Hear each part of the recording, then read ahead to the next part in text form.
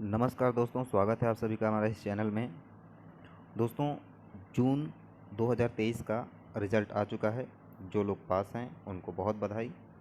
जो लोग नहीं कर पाएँ क्वालिफ़ाई नेट जेआरएफ, उनको ज़्यादा घबराने की ज़रूरत नहीं है, क्योंकि क्या है कि दिसंबर जो 2022 का जो एग्ज़ाम हुआ था उसमें कट ऑफ बहुत हाई चला गया था। तो इस बार पैटर्न तो वही था, लेकिन थोड़ा सा कठिन क्वेश्चन डाला था इन्होंने। ठीक है, तो कट ऑफ इस बार देखिए, जून 2023 का रिज़ल्ट देखिए, कट ऑफ थोड़ा सा कम गया है। तो इसी पैटर्न पर दिसंबर 2023 का क्वेश्चन आने वाला है, और ये पेपर आपका जून 2023 का है। ठीक है, जून 2023 का पेपर 1 है, ये लेटेस्ट है और इसे सॉल्व कराने वाला हूँ मैं। ठीक, तो क्वेश्चन देखते हैं बिना समय गवाए। अगर चैनल सब्सक्राइब नहीं किया है तो चैनल सब्सक्राइब कर लीजिए, लाइक करना मत भूलिएगा। क्वेश्चन है, समाज विज्ञान की कोई शिक्षक अपने विद्यार्थियों को प्राचीन सभ्यता के विषय में ऑनलाइन सहयोगी अधिगम परियोजना पर काम सौंपती है। ठीक है, विद्यार्थियों को चार चार विद्यार्थियों के समूह में विभाजित किया गया है, ये भी ठीक है। एक विद्यार्थी को संगत जानकारी को ऑनलाइन ढूंढने में कठिनाई हो रही है। ठीक, विद्यार्थी द्वारा अपनाया जाने वाला सर्वाधिक प्रभावी उपाय क्या है? अच्छा, क्वेश्चन देखिए, पहले कट टू कट आंसर वाले क्वेश्चन पूछे जाते थे, लेकिन अब डीप में पूछा जा रहा है, इसलिए आपको अच्छे से पढ़ना होगा। अभी सोचें कि ऊपर ऊपर पढ़ के हम पास हो जाएंगे, तो ऐसा नहीं होगा। पहले होता था कि कट टू कट आंसर पूछ दिया कि इसका क्या आंसर हुआ, उसका क्या आंसर हुआ। अभी उस सिद्धांत पर आधारित एक डीप में क्वेश्चन दे रहा है, अब इसे समझकर आपको आंसर देना है। ठीक है, तो क्वेश्चन पढ़ लिया आपने, और अब ऑप्शन देख लीजिए। शिक्षक को अपेक्षित जानकारी प्रदान करने के लिए कहेगा। दूसरा है, जानकारी पाने के लिए केवल अपने प्रयासों पर निर्भर रहना। तीसरा है, अपने समूह के सदस्यों से सहायता मांगना और संभावित शोध स्रोतों की चर्चा करना। चौथा है, परियोजना छोड़ देना क्योंकि वह ऑनलाइन जानकारी नहीं प्राप्त कर पाता है। बहुत आसान सा क्वेश्चन है, थोड़ा सा आप कंसंट्रेट होकर पढ़िए और आंसर निकल कर चला आएगा। बाकी कोई करना ही नहीं है। तीसरा आंसर सही है, अपने समूह के सदस्यों से सहायता मांगना और संभावित शोध स्रोतों की चर्चा करेगा। और बाकी सारे एलिमिनेट किए जा सकते हैं, पहला दूसरा और चौथा एलिमिनेट कर सकते हैं आप बहुत आसानी से, अगर आप ध्यान लगा के पढ़ते हैं तो। ठीक है, तो इसका सी ऑप्शन सही हो जाएगा। ठीक, नेक्स्ट क्वेश्चन देखते हैं। क्वेश्चन है कि मैं यह मानता हूँ कि यहाँ ऐसे लोग भी हैं जिनके लिए ईश्वर का अस्तित्व ही बड़ा प्रश्न है। मैं यह मानता हूँ कि यहाँ ऐसे भी लोग हैं जिनके लिए ईश्वर का अस्तित्व ही बड़ा प्रश्न है। मेरा उत्तर यह है कि मैं उनको संबोधित नहीं करता हूँ, किंतु मैं अपने पाठकों में न्यूनतम तर्क की अपेक्षा रखता हूँ। अब इस वक्तव्य में उपर्युक्त कथन में व्याप्त अनाकारिक तर्क दोष क्या है, इसको पहचानना है। ठीक, फिसलन युक्त ढलान, दूसरा आत्माश्रय दोष, तीसरा स्ट्रामन या फिर छल प्रश्न। अब इसका आंसर आपको बताना है। तो अगर आप बुक को ऊपर से ही पढ़े रहेंगे या फिर केवल यूट्यूब वीडियो देखकर ऐसे चले जाएंगे तो हो जाएगा, तो वो तुकबंदी के हिसाब से ही हो सकता है। क्योंकि अगर आप डीप में नहीं पढ़ेंगे तो ऐसे प्रश्नों का उत्तर नहीं दे पाएंगे, आप समझ के पढ़ना पड़ेगा। ठीक है, इसका आंसर हो जाएगा स्ट्रामैन। ठीक है, तीसरा ऑप्शन सही हो जाएगा इसका। ठीक, नेक्स्ट क्वेश्चन देखते हैं।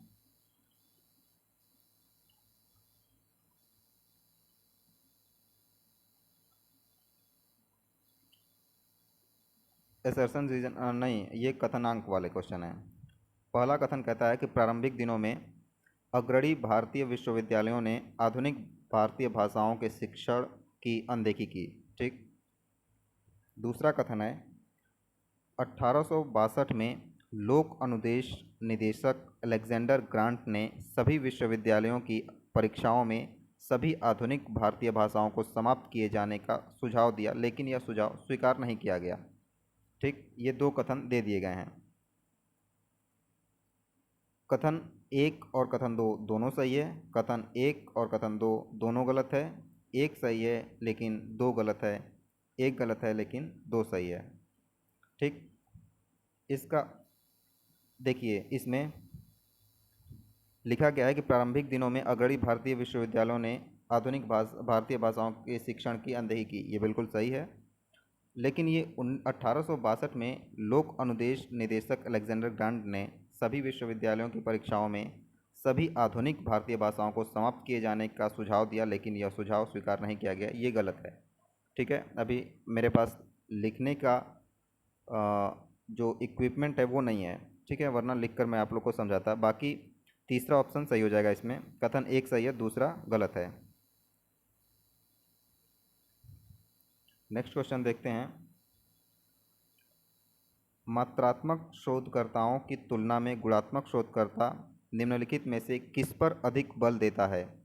ठीक, मात्रात्मक शोधकर्ताओं की तुलना में गुणात्मक शोधकर्ता निम्नलिखित में से किस पर अधिक बल देता है? ऑप्शन है मापन, कार्यकारिता, संदर्भ या सामान्यीकरण। इसका ऑप्शन हो जाएगा संदर्भ। ठीक, संदर्भ इसका सही आंसर है। तीसरा ऑप्शन सही हो जाएगा। नेक्स्ट क्वेश्चन देखते हैं।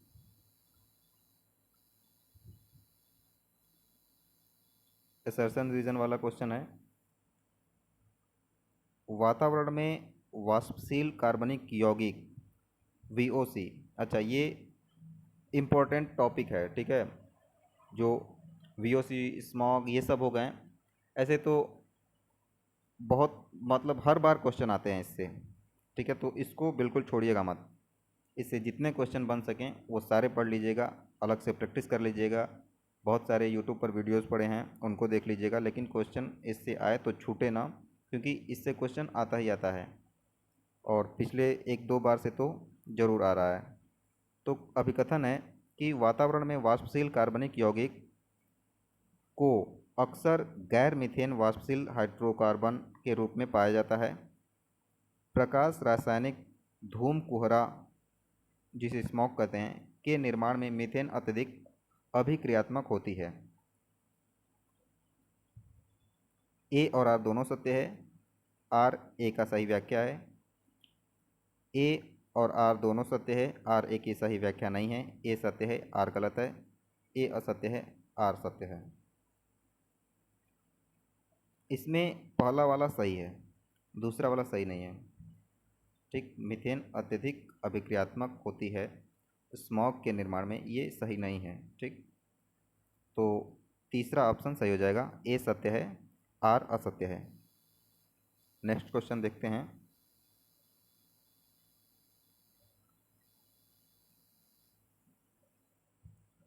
गुणात्मक शोध में स्थानांतरणीयता का मानदंड मात्रात्मक शोध में निम्नलिखित किस मानदंड के समतुल्य होगा?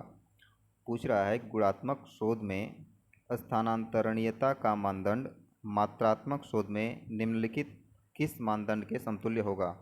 आंतरिक वैधता नहीं, इसमें बाह्य वैधता होगा। हाँ ठीक है, बाह्य वैधता दूसरा ऑप्शन सही लगाया गया है। इसमें बाह्य वैधता होगा जब गुणात्मक शोध में स्थानांतरणीयता का मानदंड मात्रात्मक शोध में बाह्य वैधता के मानदंड के समतुल्य होता है। ठीक है, ये बात ध्यान रखिएगा आप लोग। नेक्स्ट क्वेश्चन देखते हैं।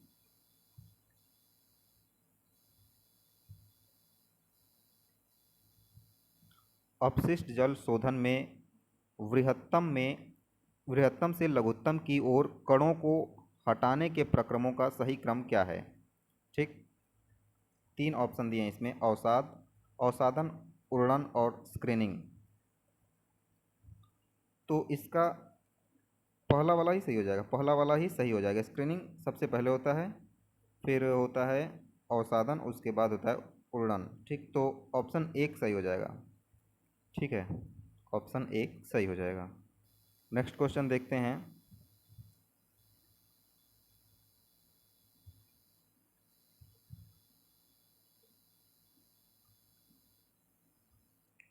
एक मार्गी प्रसरण, अच्छा टेस्ट भी आते हैं। ठीक है, जो ये टेस्ट होते हैं, का square test, Z test, T test, F test, ये सब पहले कम पूछे जाते थे, लेकिन अब 2-3 बार से हर पेपर में एक क्वेश्चन आता ही आता है। ठीक है, तो इसे भी छोड़िएगा मत।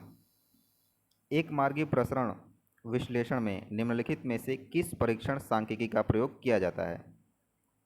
ठीक, तो इसका जेड टेस्ट, टी का स्क्वायर या एफ? पूछा क्या है, एक मार्गी प्रसरण विश्लेषण में निम्नलिखित में से किस परीक्षण सांख्यिकी का प्रयोग किया जाता है। तो जब एक मार्गी होता है तो एफ टेस्ट सबसे आसान। अगर टेस्ट की बात करें तो सबसे आसान क्वेश्चन दिया गया है, इसमें पूछा गया है कि एक मार्गी प्रसरण विश्लेषण, एफ टेस्ट पहले ही आ गया, एक मार्गी प्रसरण विश्लेषण पहले ही आ गया, एफ टेस्ट लगाएंगे तुरंत आगे बढ़ जाएंगे।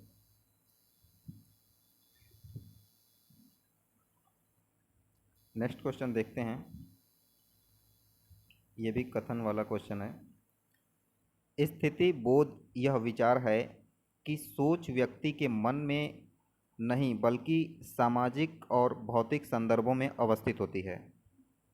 दूसरा कथन है, स्कीमा एक अवधारणा या रूपरेखा है जो सूचना को संगठित करने और उसका अर्थ निर्धारण करने के लिए व्यक्ति के मन में विद्यमान होती है। तो ये दोनों सही है, ठीक है। स्थिति बोध यह विचार है कि सोच व्यक्ति के मन में नहीं बल्कि सामाजिक और भौतिक संदर्भों में अवस्थित होती है, सही है। दूसरा है, स्कीमा एक अवधारणा या रूपरेखा है जो सूचना को संगठित करने और उसका अर्थ निर्धारण करने के लिए व्यक्ति के मन में विद्यमान रहती है, दोनों सही है। तो ऑप्शन ए सही हो जाएगा, इसका एक सही हो जाएगा, ठीक है, दोनों कथन सही हैं। नेक्स्ट क्वेश्चन देखते हैं।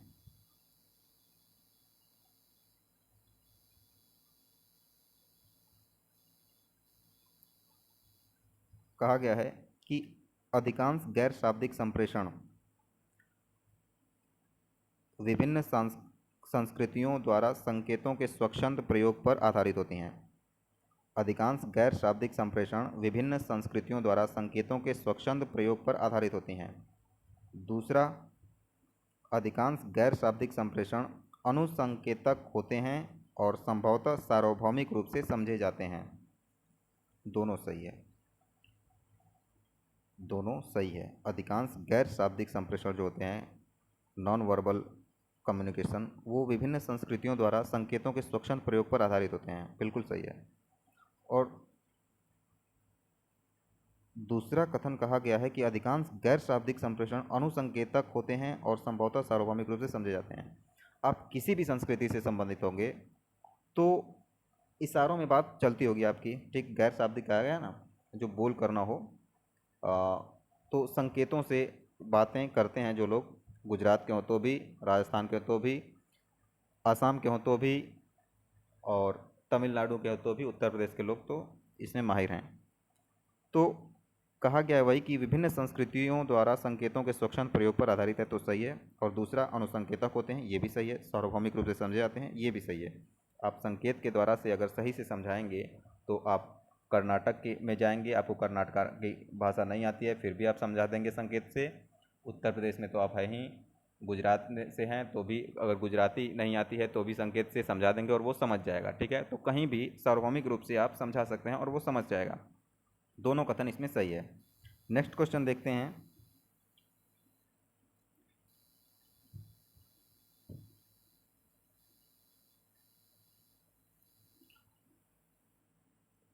विषय वस्तु के विश्लेषण को दृश्य सामग्री पर प्रयुक्त नहीं किया जा सकता है, गलत, ये गलत है।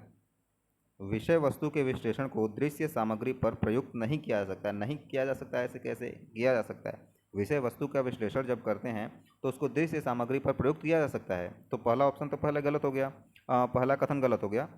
तो दूसरा कथन है कि विषय वस्तु के विश्लेषण के माध्यम से प्रश्न क्यों का उत्तर निश्चित करना कठिन है, ये सही है। क्यों का उत्तर निश्चित कर पाना कठिन होता है, ठीक है। तो कौन सा सही हो जा रहा है? एक सत्य है, गलत, एक और दोनों असत्य है, दोनों असत्य तो नहीं है, तो चौथा सही हो जाएगा आपका कथन, एक असत्य है दूसरा सत्य है, ठीक। नेक्स्ट क्वेश्चन देखते हैं।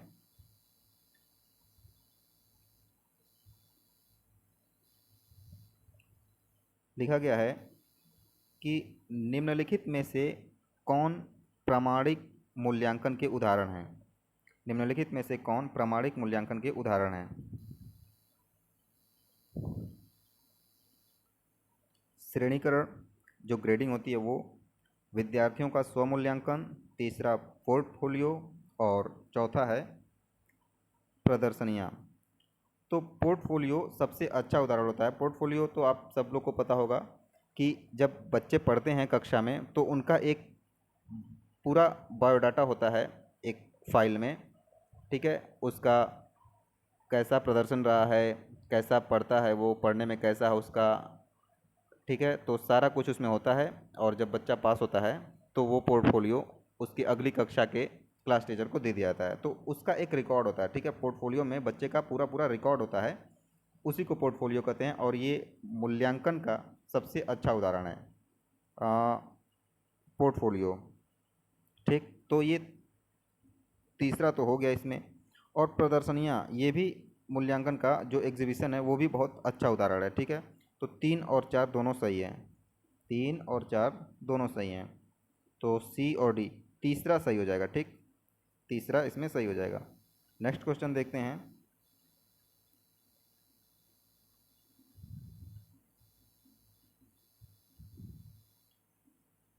सेल E9 में मान 4 है। और अच्छा, ये क्वेश्चन कई लोगों को समझ में नहीं आएगा। तो क्वेश्चन जो है ये इकोनॉमिक्स से संबंधित है, इकोनॉमिक्स का बैंकिंग से भी संबंधित है, ठीक है। तो कई बार क्या होता है ना कि आपके सब्जेक्ट से रिलेट करके भी क्वेश्चन आता है, ठीक है। जैसे डिफेंस से हैं आप, तो डिफेंस का कई बार क्वेश्चन आ जाता है फर्स्ट पेपर में, वो जनरल नॉलेज में आ जाता है या फिर करंट अफेयर से रिलेट करता है, वो कहीं ना कहीं से रिलेट करता है, वो आउट ऑफ द सिलेबस नहीं होता है, ठीक है। तो ऐसा कभी मत सोचिएगा कि ये क्वेश्चन तो आउट ऑफ सिलेबस है, ये आउट ऑफ सिलेबस नहीं है, आपके सब्जेक्ट से ही रिलेट करता है और फर्स्ट पेपर से ही रिलेट करता है। बस ये है करंट में आ जाता है क्वेश्चन कुछ। सेल E9 में मान 4 है और E10 में मान 8 है, ठीक। आप दोनों सेलों का चयन करते हैं और फिर हैंडल को खींचते हुए E13 तक नीचे ले जाते हैं। E11, E12 और E13 सेलों में मान क्रमशः 9, 10 और 11 होंगे, ठीक। दूसरा कथन कह रहा है कि फॉर्मूला A3 इंटू $S $1 का संदर्भ सापेक्ष संदर्भों के रूप में निर्धारित सेल A1 के साथ है, जबकि सेल A3 का संदर्भ एक निरपेक्ष संदर्भ है। तो इसका आंसर दोनों गलत है ये, ठीक है, दोनों गलत है। तो दूसरा हो जाएगा, ठीक। दूसरा हो जाएगा इसका आंसर, दोनों गलत है।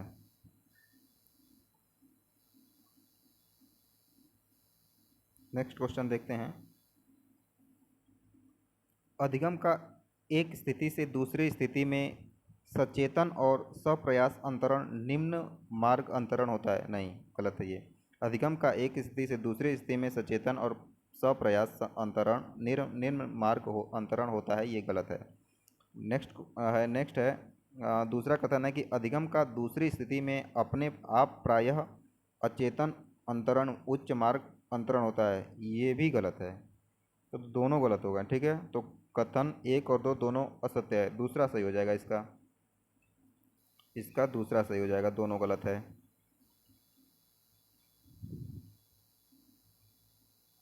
नेक्स्ट क्वेश्चन देखते हैं।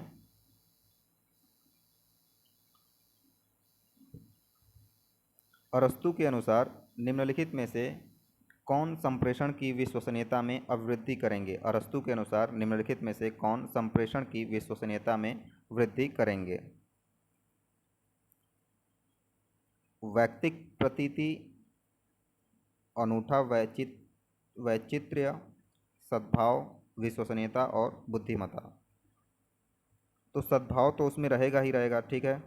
जब अरस्तु कह रहे हैं कि संप्रेषण की विश्वसनीयता में अवृद्धि कौन करेगा, तो उसमें सद्भाव हो जाएगा, विश्वसनीयता तो रहेगा ही, और बुद्धिमत्ता, हाँ, तो सी डी ई तीनों रहेगा, ठीक है। तो व्यक्तिक प्रतीति नहीं रहेगा, अनूठा वैचित्र्य नहीं रहेगा, सद्भाव, विश्वसनीयता और बुद्धिमत्ता, ये तीनों रहेंगे।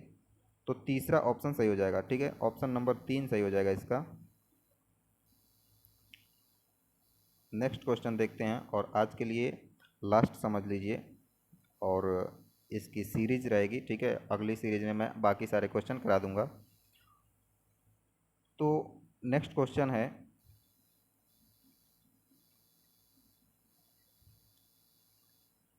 किसी खास भाषा में किसी खास भाषा के कूट में डायमंड को VQYML